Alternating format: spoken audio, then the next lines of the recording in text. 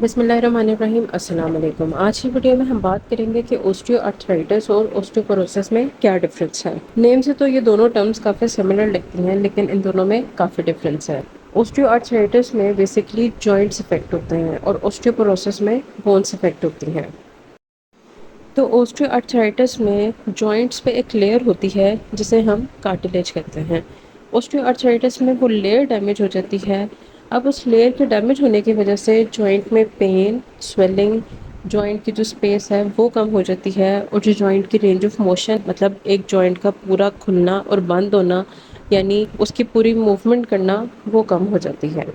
اور یہ اوسٹیو arthritis mostly ہپس joint کو، نی جوائنٹ کو، فنگرز کے جوائنٹ کو اور اسپائن کو افیکٹ کرتا ہے۔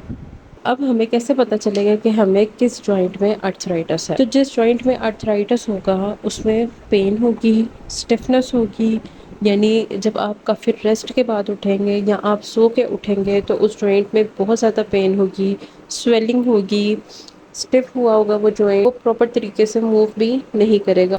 اب اس کے ٹریٹمنٹ میں دیکھیں تو اس کے ٹریٹمنٹ میں میڈیکیشن ہوتی ہے جو کہ جوائنٹ میں سویلنگ کو کم کرتی ہے، اور دوسرا فزیو تھراپی اس کے لیے بہترین علاج ہے، کیونکہ فزیو تھراپی سے جوائنٹ کی رینج آف موشن پراپر ہوگی، اس کی پین ختم ہوگی اور اس کی سویلنگ بھی کم ہوگی، اور جو جوائنٹ میں اسٹفنس ہوئی ہوتی ہے اور سائڈ کے جو مسلز ہوتے ہیں وہ کافی اسٹف ہوئے ہوتے ہیں، تو فزیو تھراپی سے وہ سب کچھ ٹریٹ ہو جاتا ہے۔ اب ہم دیکھتے ہیں کہ اوسٹیوپوروسس کیا ہے۔ اوسٹیو مینس بون، اور پروسس مطلب پورس ہو جانا، یعنی بھٹ جانا، کھوکھلے ہو جانا۔ تو اوسٹیوپوروسس میں بیسکلی جو بونز ہوتی ہیں وہ بہت زیادہ پورس ہو جاتی ہیں، یعنی بہت زیادہ کھوکھلی ہو جاتی ہے، اور اس کھوکھلے ہونے کی وجہ سے ان کو بہت زیادہ خطرہ ہوتا ہے کہ ان میں فریکچر آ جائے۔ اوسٹیوپوروسس میں جو موسٹلی بونز افیکٹ ہوتی ہیں وہ ہپ جوائنٹ کی بونز ہوتی ہیں اور تھوریسک اسپائن کی بونز ہوتی ہیں۔ اوسٹیوپوروسس کے ٹریٹمنٹ میں سب سے پہلے تو یہ ہے کہ آپ نے بچنا ہے کہ آپ بالکل بھی مت گریں، کیونکہ اوسٹیوپوروسس والے بندے کی بونز بہت زیادہ کھوکھلی ہوتی ہیں، وہ جیسے ہی گرے گا تو وہاں پہ فریکچر ہو جائے گا، اور اس کے فریکچر کو ہیل ہونے میں بھی کافی ٹائم لگتا ہے۔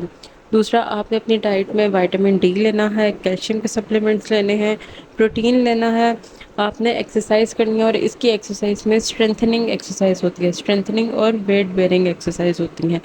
اور آپ نے جب بھی ایکسرسائز کرنا ہے آپ نے پراپر بریس سے یا کوئی سپورٹ لگا کے تو پھر آپ نے کرنی ہے ایکسرسائز۔ اوسٹیوپوروسس کو رول آؤٹ کرنے کے لیے ہمارے پاس ایک ٹیسٹ ہوتا ہے جس کو ہم ڈیکسا اسکین کہتے ہیں، جس میں ہم بون کی کوالٹی دیکھتے ہیں، اس کی اسٹرینتھ دیکھتے ہیں، اور اس سے ہمیں پتہ چلے گا کہ بون میں کتنی منرل ڈینسٹی ہے، اور بون کتنی اسٹرانگ ہے اور کتنی ویک ہو چکی ہے۔ ہوپ سو یہ ویڈیو آپ کے لیے انفارمیٹیو ہوگی، تو ایسے ہی ویڈیوز کے لیے چینل کو لائک کریں، سبسکرائب کریں اور لازمی شیئر کریں۔ اللہ حافظ۔